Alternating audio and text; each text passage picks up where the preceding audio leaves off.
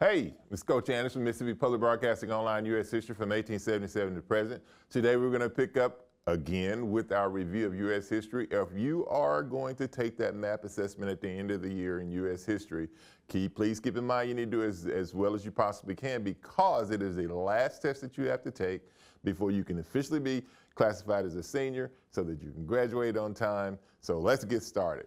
All right, today what we're going to do is looking at Lesson 3, Standard 3 on industrialization. Now, industrialization is the period in American history, of course, where we become less of an agrarian society, which is dependent on agriculture, and more dependent on manufacturing and industry. So instead of getting up and going to the fields, of course, and working, we're going to factories and working there. What we're going to do is we're going to start off by talking about the U.S. History Blueprint. If you were to go online, the Mississippi Department of Education, and look at their test blueprint, and you pick up the one for U.S. history, what you'll see, of course, is how they have the tests weighted and broken down. And one of the things I want to point out to you is, as I always try to tell you, is that contemporary history or contemporary United States history is very, very important, and that as much as 30% of the test can come just from that particular category. What we're going to do is look at U.S. History Standard 3 from Mississippi Department of Education. It's progressive movement, evaluate causes, goals, and outcomes of the progressive movement. That's the standard, and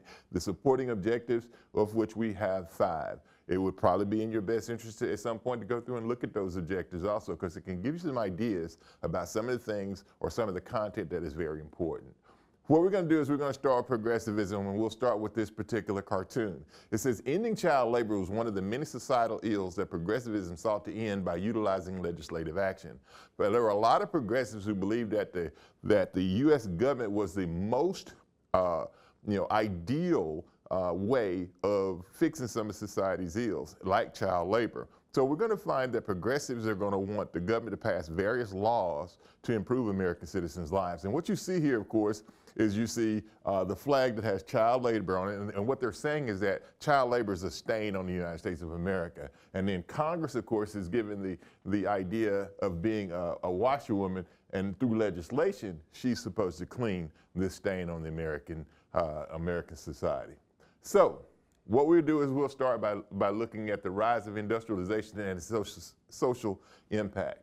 Industrialization led to massive economic growth, but also created significant social and economic inequalities, harsh working conditions, child labor, and unsafe living conditions. Progressivism arose as a response to these issues, advocating reforms to address the negative impacts of industrialization on workers and society. Now, you have to understand something. Progressivism, when you have to understand that industrialization, made things a little bit more predictable. So if you were growing crops, it was a level of unpredictability there. But with industrialization, there was a little bit more predictability in terms of what workers, of course, would have to face. And because of that, we could anticipate what some of the problems, of course, would be. And what progressives wanted to do is to look at those problems and find ways, of course, of mitigating them. The labor movement and workers' right. The exploitation of workers in factories, mines, and railroads led to the rise of labor unions and strikes. Progressives supported the creation of labor laws to protect workers, including efforts to regulate working hours, conditions, and child labor. Key events like the Homestead Strike in 1892, the Pullman Strike 1894, and the Triangle Shirtwaist Factory Fire in 1911 highlighted the need for reform. So what we basically do is we see some of the issues that play out in terms of the American social consciousness when we look at some of the issues, of course, that industrialization brings. And now there is a push in America, of course, to try to prevent tragedies like what happened at Triangle Shirtwaist Factory, and then the violence, of course, that happens at Homestead and the Pullman Strike. Here we have another cartoon. In this particular cartoon, we have, it's because of the meatpacking industry. It says the muckrakers in investigative journalism. Journalists known as muckrakers played a vital role in progressive movement by exposing corruption, corporate greed, and social injustices. Notable muckrakers included Upton Sinclair. In his book, The Jungle, he exposed unsanitary conditions in the meatpacking industry. And what he basically talked about is he talked about, how meat products, of course, would be sent overseas, and when they didn't buy them overseas, they ship them back to the United States of America, and they would be covered in all kinds of nastiness, and that was being served to the American public. And one of the things we're going to find is because of pieces like The Jungle, written by Upton Sinclair, we're going to see that there's a need for the government to step in, of course, to protect American consumers from these particular products. Ida Tarbell exposed the abuses of Standard Oil. Lincoln Stevens exposed the urban corruption in city government. And those writings brought public attention to societal issues. So these muckrakers, what their mission was to expose some of the problems in American society and put pressure on Congress to change, or Congress and government specifically, of course, to change some of those issues. All right, some of the things that came out of this progressive movement: the FDA, the U.S. Food and Drug Administration, regulation of food and medicine. Progressives advocated for the regulation of food and safety pharmaceuticals, like medicines, of course. After the public outcry over the conditions exposed by Upton Sinclair's The Jungle in 1906, it led to the passage of the Pure Food and Drug Act and the Meat Inspection Act, both in 1906, to protect consumers from unsafe products. The Food and Drug Administration was then created to regulate the industry, of which we are protected today with USDA.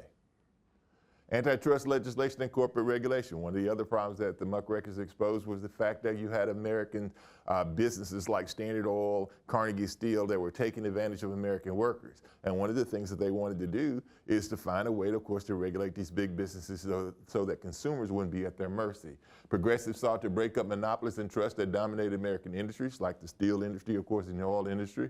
The Sherman Antitrust Act and the Clayton Antitrust Act in 1914 were key pieces of legislation that aimed at curbing corporate abuses and promoting competition. The administration of Theodore Roosevelt was particularly aggressive in antitrust enforcement.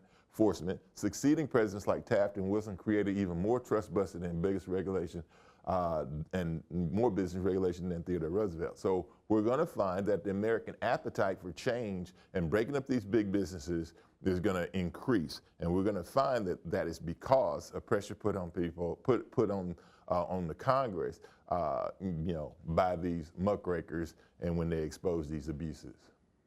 Political reforms and direct democracy. One of the other issues, of course, was city government or state governments, and how corruption had made its way in various state and city governments, and because of that, we're going to find that there's going to be an effort, of course, to improve city government so that it'll be more responsive to the needs of people also. Progressives push for reforms to make American democracy more responsive to the will of the people. This included the introduction of the direct primary initiative, referendum and recall, which allowed voters to propose, approve, or remove laws and elected officials, and the direct election of senators, which was the 17th Amendment. Now, don't worry about all of this in terms of what that means. We're going to include a list of facts, of course, of concepts that you need to know when it comes to the state test. Women's suffrage, women's rights, particularly suffrage, the right to vote, were central to the progressive agenda. Leaders like Susan B. Anthony, Elizabeth Cady Stanton, and later Carrie Chapman Cash pushed for a constitutional amendment to grant women the right to vote, culminating in the eventual passage of the 19th Amendment in 1920. In the middle here, you have Susan B. Anthony in the middle here. All right, the settlement house movement. Progressive reformers, including Jane Addams from Hull House, Lillian Wall, Henry Street Settlement, created settlement houses in urban areas to provide social services, education, and health care to poor immigrants and working class families, aiming to integrate them into American society. Because, once again, a lot of progressives believed that the government, of course, was the best equipped to solve societal ills. But there were people like Lillian Wall, of course, and Jane Addams, who believed that, of course, people who were in positions to do things, of course, to help out their neighbors should do so also. Here you have Jane Addams, who's from a upper middle class family that lives among the people, of course, that she serves. So, and that's not something that happens a great deal, until, she sets an example that other people, of course, follow. So charity becomes, very important also in solving some of society's ills. Environmental conservation. Progressive reformers, particularly under Theodore Roosevelt, championed the conservation of natural resources. Roosevelt expanded national parks, created wildlife refuges, supported the establishment of the U.S. Forestry Service, seeking to balance development with the preservation of nature's natural beauty and resources. Once again, We're going to find that there's going to be an effort throughout the country, of course, with some of the politicians that are in various offices at that time to take advantage of America's natural resources. And Theodore Roosevelt will be one of the first, will be the first president to kind of curb that.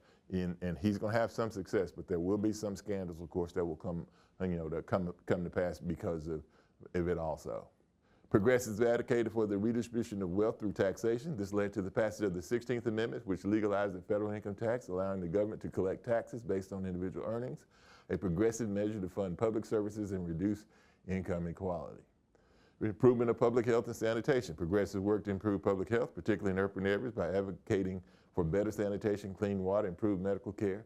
Efforts to reduce the spread of disease and promote hygiene were components of progressive urban reforms. One of the biggest problems that we faced during this early industrial movement was the fact that they didn't have great ways of disposing of waste. In some cases, it would just be thrown out windows. And because of that, we're going to find that various diseases would come through and would devastate some of the populations in these cities. And there's going to be an effort by progressives, of course, to get the government to pass legislation, of course, to establish standards for how to deal with waste and for sanitation.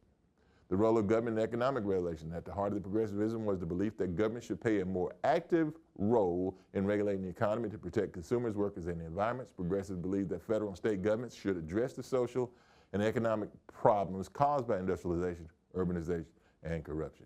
Now, one of the things that we did, of course, is we included a list of historical facts that you need to know coupled with the things that we've talked about to kind of give you some highlights about what's important about the industrialization and progressive movement. They go from the end of the Civil War, rise of industrialization, growth of big business, Carnegie, Rockefeller, Vanderbilt, any number of different things that you could do here in terms of being able to master those things. And there's a lot of content. And as I've told you in all the other lessons, and I'm going to continue to tell you, the best way to learn a whole lot of content real fast is through the creation of flashcards. And then, of course, by creating these flashcards, what you can do then, of course, is have somebody help you, gain, a pretty good knowledge base going into this particular test. Once again, this is Coach Anderson from Mississippi Public Broadcasting Online, U.S. History, and we just wanted to make sure that we put a few things out there for you so that you can consume them so that you can do better when it comes to the U.S. History State Test. Remember, it is the most important test in my opinion because it's the last test that is the gateway to you becoming a senior in high school. Good luck, and we'll see you next time.